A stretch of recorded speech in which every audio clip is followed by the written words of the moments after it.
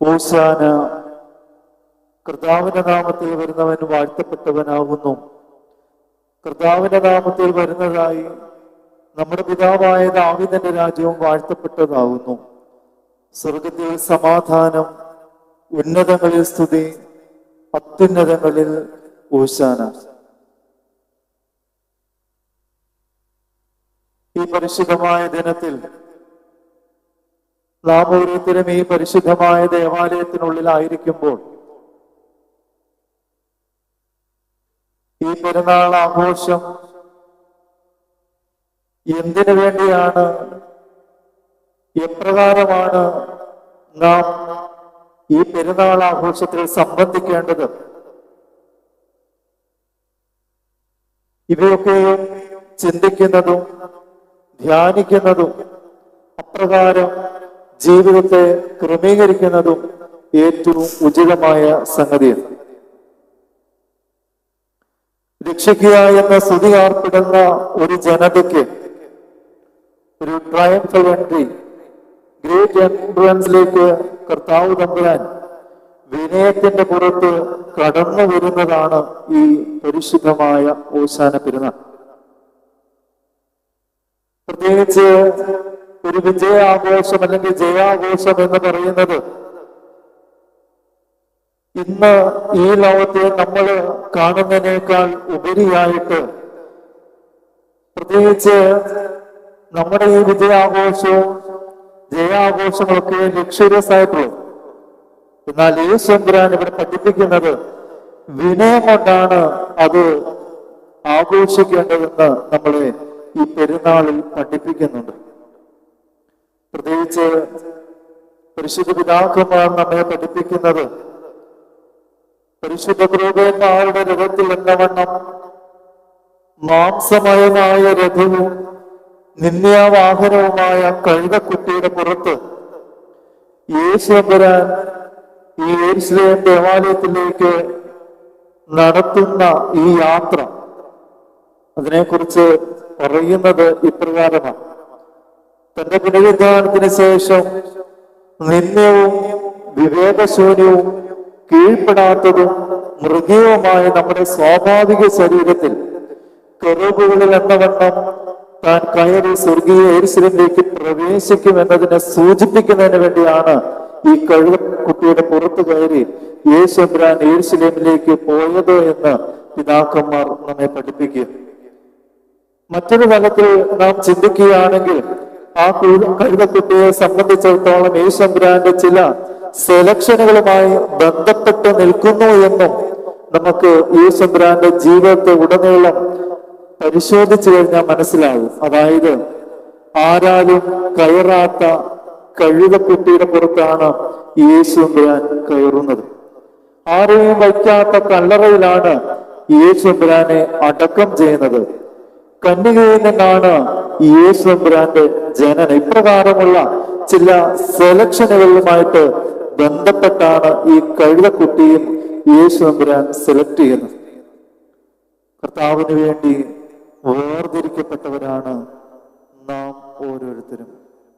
ആ കഴുതക്കുട്ടി എപ്രകാരം യേശുരാന് വേണ്ടി വേർതിരിക്കപ്പെട്ടുവോ അപ്രകാരം നാമും വേർതിരിക്കപ്പെട്ട ജനതയാണ്, ജനമാണ്, വ്യക്തികളാണ് എന്ന് തിരിച്ചറിവുള്ളവരായി ജീവിക്കുവാൻ നമുക്ക് ഇടയാവണം. ഈ കഴുതക്കുട്ടിയെ കുറിച്ച് ചിന്തിക്കുമ്പോൾ വേറെ ചില പല കാര്യങ്ങൾ പറയുന്നതിന്റെ കൂടെ പറയുന്നുണ്ട് അത് കെട്ടപ്പെട്ടതായിരുന്നു. ആ ബന്ധനത്തിൽ നിന്ന് ആ കഴുതക്കുട്ടിയെ യേശുരാൻ മോചിക്കുന്നുണ്ട്. കർത്താവ് തമ്പുരാൻ വഹിപ്പാൻ കഴിയുന്ന, പ്രത്യേകിച്ച് യേശുരാനെ വഹിക്കുന്ന ഒരു കഴുതക്കുട്ടിയായി മാറുവാൻ നമുക്ക് ഓരോരുത്തർക്കും ഇടയാവണം. നമ്മുടെ പ്രാർത്ഥനയിലും അതുണ്ടാവണം. ഞാൻ വിഡ്ഢിയായ മനുഷ്യന്, ഞാൻ കഴുതയായ മനുഷ്യന്, ഈ എന്നിലേക്ക് അല്ലെങ്കിൽ ഈ വിഡ്ഢിയായിരിക്കുന്ന, ബലഹീനനായിരിക്കുന്ന, കുറവുള്ളവനായിരിക്കുന്ന, പാപിയായിരിക്കുന്ന എന്റെ ഉള്ളിലേക്ക് നീ വന്ന് നിന്റെ ഒരു വാഹനമായി ഞാൻ മാറുവാൻ ഇടയാകണമേ എന്നുള്ള പ്രാർത്ഥന നമ്മുടെ ജീവിതത്തിൽ ഉടനീളം ഉണ്ടായിരിക്കണം.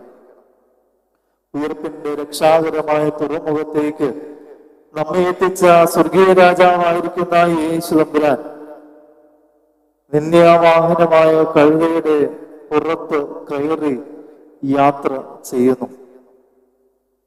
ഇവിടെ ഈ ഒരു ഓശാന പെരുന്നാൾ അതിന്റെ ഓരോ സംഗതികളും നമ്മളെ പല കാര്യങ്ങളും ഓർമ്മിപ്പിക്കുന്നുണ്ട്. ഈ പറഞ്ഞതുപോലെ കഴുതക്കുട്ടി ഓർപ്പിക്കുകയാണ്, യേശു തമ്പുരാന്റെ വാഹനമായി നാം മാറണം. നമ്മുടെ കുറവുകളെ നാം തിരിച്ചറിയണം. അവിടുന്നാണ് യേശു തമ്പുരാൻ നമ്മളെ വിളിച്ച് അടുപ്പിക്കുന്നതും ദൈവത്തിന്റെ മകനായി മകളാക്കി നമ്മളെ മാറ്റിയിരിക്കുന്നത്. ആ ഒരു തിരിച്ചറിവോടുകൂടെ ജീവിതത്തെ മുമ്പോട്ട് നയിക്കുവാൻ നമുക്ക് ഓരോരുത്തർക്കും ഇടയാവണം. അവിടെ നാം കാണുന്നുണ്ട്, മനഃപൂർവ്വം പാപം ചെയ്യാത്തതായിട്ടുള്ള കുഞ്ഞുങ്ങളുടെ വായിൽ നിന്ന് ഓശാന ഗീതങ്ങൾ ദൈവം തമ്പുരാന് ഈശ്വരന് സ്തുതിഗീതങ്ങൾ ആർപ്പിടുന്നതായിട്ട് പരിശുദ്ധാത്മ പറയുന്നത്, ആദ്യം താൻ മരിച്ചുവോ, രണ്ടാമത്തെ ഇതിന് ആ പുറത്ത് വരുവാനിരിക്കുന്നുവോ, ആ പുറജാതികളിൽ നിന്ന് ജനത്തിന്റെ പുതിയ സ്തുതി ഉണ്ടാകുമെന്ന് യേശുമ്പുരാൻ അവിടെ കാണിച്ചു തരികയും അതിലായിരുന്ന നാം ഓരോരുത്തരെയും അവന്റെ ജനതയാക്കി മാറ്റി അവൻ സ്തുതി ആർപ്പിടുവാൻ വേണ്ടി ആക്കി വെച്ചിരിക്കുക. ഒരു തിരിച്ചറിവ് നമ്മുടെ ജീവിതത്തിലാവണം. ഈന്തപ്പനയുടെ ഇലകളെ കുറിച്ച് പറയുന്നത്, ആ ഈന്തപ്പനയുടെ ഇലകൾക്ക് പകരമായി നമ്മുടെ ജീവിതത്തിൽ ജ്ഞാനവും വിശ്വാസവും നമ്മൾ വഹിക്കണമെന്നും അതുപോലെ തന്നെ സൈത്യങ്ങൾക്ക് പകരം സൽപ്രവൃത്തികളാവുന്ന നല്ല ഫലങ്ങൾ പ്രവർത്തിക്കുന്നതായി നാം ആകണമെന്നും ബഹുമാനത്തിന് വേണ്ടി കടക്കുമ്പോൾ ഇട്ട വസ്ത്രങ്ങൾക്ക് പകരം വെടിപ്പുള്ളതും നിർമ്മലമുള്ളതും ലൗകികമായ സംഗതികളുടെ ചർച്ചയിൽ നിന്ന് അവതരിക്കുന്നതുമായ നല്ല ചിന്തകളോട് നമ്മുടെ ജീവിതത്തെ നിറയ്ക്കുന്നവരായി മാറുവാനും നമുക്കിടയാവണമെന്ന് ഈ വേദഭാഗത്തെ കുറിച്ച് പഠിക്കുന്നുണ്ട്. അപ്രകാരം ബാധകരായി മാറുവാൻ അവരോടൊപ്പം അവിടെ പറയുന്നത് മിണ്ടാതിരിക്കാൻ കൽപ്പിക്കണമെന്ന് പറയുമ്പോൾ യേശുനാഥൻ പറയാണ്, ഇവര് മിണ്ടാതിരുന്നാൽ കല്ലുകൾ ആർക്കും.